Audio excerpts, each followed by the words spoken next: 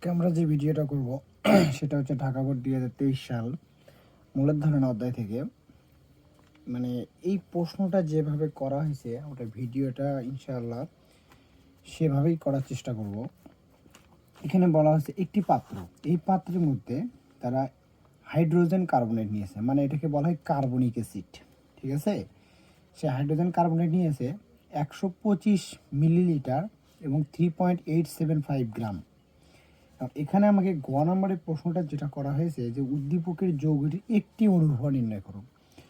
যদি অণুর ভর নির্ণয় করতে বলে তাহলে অবশ্যই বেসিকের একটা বিষয় আছে এখানে, কিভাবে অণুর ভর নির্ণয় করা যায়। ষষ্ঠ অধ্যায়ের প্রথম যে টপিক, সেই টপিকটাই হচ্ছে অণুর ভর কীভাবে বের করা যায়। এবং ঘ নম্বর প্রশ্নটা বলেছে উদ্দীপকের দ্রবণটি সেমিমোলার দ্রবণ কিনা তা গাণিতিকভাবে ব্যাখ্যা করো। সেমিমোলার দ্রবণ কিনা, ডেসিমোলার দ্রবণ কিনা, সেন্টিমোলার দ্রবণ কিনা, এইটা যদি আমরা করতে যাই তাহলে অবশ্যই আমাদের সেমিমোলারের মানটা জানতে হবে বা ডেসিমোলারের মানটা জানতে হবে এবং সেন্টিমোলারের মানটা জানতে হবে। যে মানের কথাই বলে না কেন এই সব অঙ্ক কীভাবে করা যায় সেটা আমরা ট্রাই করব। ক্লিয়ার? দেখো, আমি যদি তোমাদের দেখাই যে এইখানে যে যৌগটির কথা বলা হয়েছে, অ্যাট ফার্স্ট অণুর ভর বের করতে গেলে এই যৌগটাকে আগে আণবিক ভরে প্রকাশ করে নিতে হবে। ঢাকা বোর্ড 2023 সালে খুব ফ্যান্টাস্টিক একটা প্রশ্ন করছে এটা।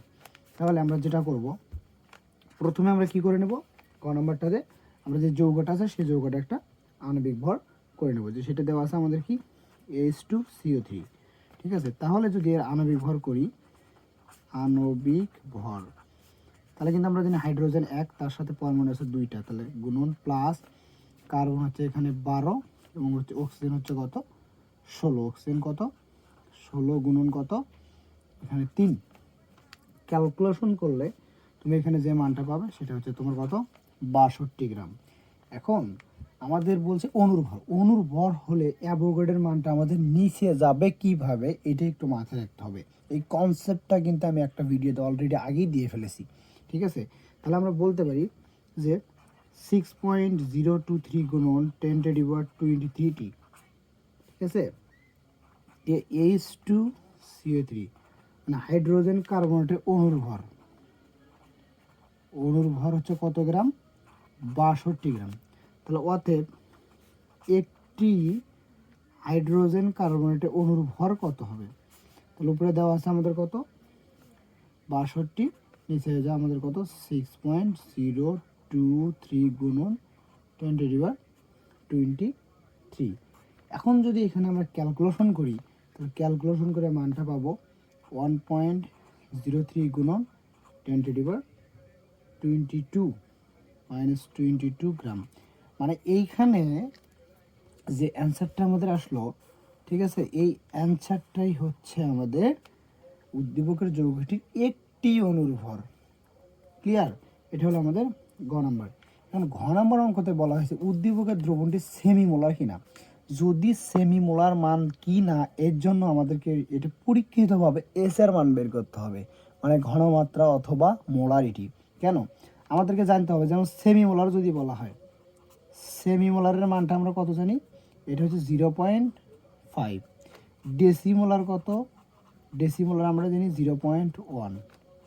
সেন্টিমোলার কত, সেন্টিমোলার হচ্ছে 0.01। এই মানগুলো করতে হবে। তাহলে আমাদের প্রশ্ন করা হয়েছে এই জায়গায় সেমিমোলার কিনা, তার মানে আমাদের এটা মোলারিটি বের করতে হবে। তাহলে এটা যদি আমরা করতে যাই ঘ নম্বরে, তাহলে প্রথমে আমাদেরকে যেটা করতে হবে, প্রথমে আমাদের দেখতে হবে যে পাত্রের মধ্যে কি কি আছে। পাত্রের মধ্যে আমাদের দেখতে পাচ্ছি যে ভির মানটা দেওয়া আছে মিলিলিটারের কথা 125 মিলিলিটার। ঠিক আছে, এবং ডাব্লুর মানটা দিয়ে রাখছে আমাদের 3.875 গ্রাম। এখন যৌগের কিন্তু আণবিক ভর যে যৌগটা দেওয়া আছে, ঠিক আছে, কার্বনিক অ্যাসিড হাইড্রোজেন কার্বনেট, তাহলে তার আণবিক ভরটা আমরা কত পাইছিলাম এখানে 62 গ্রাম। তাহলে এস ইকুয়াল হট।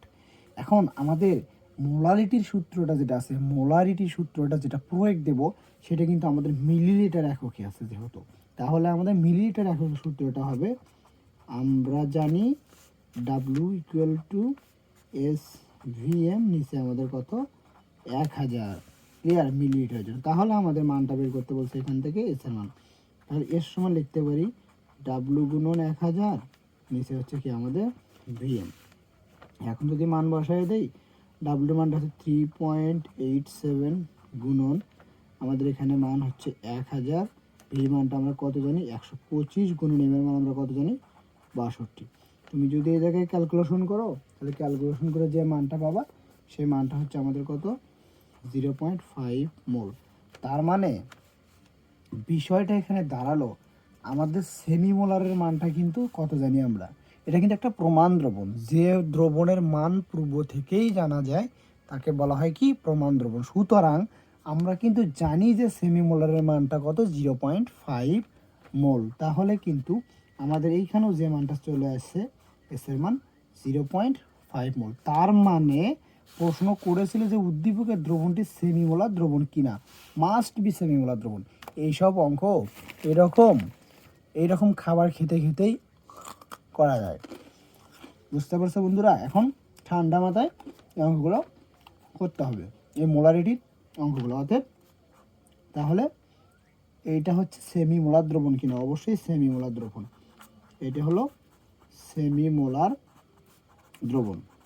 ভিডিওগুলো যদি ভালো করে দেখা যায় তাহলে অবশ্যই খাইতে খাইতেও অঙ্কগুলো করা যায়। ওকে, আমি তো এখন বোর্ড কোশ্চেন সমাধানে আছি।